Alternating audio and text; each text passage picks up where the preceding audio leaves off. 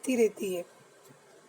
How does deforestation reduce rainfall on the one hand and lead to floods on the other. तो इसका अब हमको मतलब समझ में आ गया कि ऐसा क्यों होता है।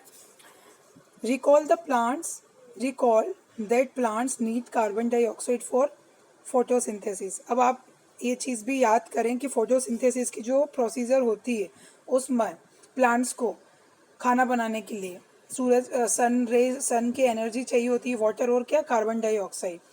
Fewer trees would mean that less carbon dioxide will be used up, resulting in its increased amount in the atmosphere। अगर पेड़ पौधे कम होंगे तो कार्बन डाइऑक्साइड का अमाउंट बढ़ता जाएगा। This will lead to global warming. इससे क्या होता है, ग्लोबल वार्मिंग। इस carbon dioxide traps the heat rays reflected by the earth.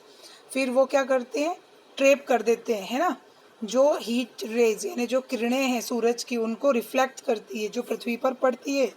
The increases in temperature on the earth disturb the water cycle and may reduce rainfall. This could cause droughts. तो ये rainfall, इन सारी बातों को जो मैंने पहले ही समझा दिया था कि रेनफॉल इफेक्ट होते हैं, बारिश कम होती है या फिर क्या पड़ जाता है, सूखा। ड्रॉट्स मीन्स सूखा, क्योंकि बारिश नहीं होती उन जगहों पर, क्या हो जाता है, ड्राई हो जाती है, ज़मीनें सूख जाती हैं और पानी की कमी भी हो जाती है। Deforestation is a major cause which leads to the change in soil properties. Deforestation की वजह से क्या होता है, जो सॉइल की प्रॉपर्टीज़ है वो भी चेंज हो जाती है।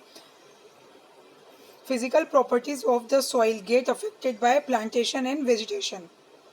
जो फिजिकल प्रॉपर्टी होती है सॉइल की उसका प्रभाव पड़ता है प्लांटेशन और वेजिटेशन के द्वारा, उस पर प्रभाव पड़ता है। Recall from class 7th how trees prevent soil erosion.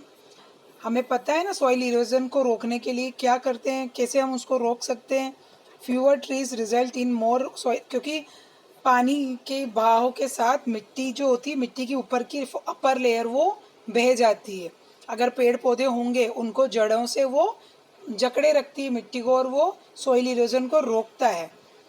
Removal of the top layer of the soil exposes the lower hard and Rocky layers. जब ऊपर की लेयर चली जाती है तो क्या दिखती है हमें, कठोर जमीन या रॉकी लेयर्स।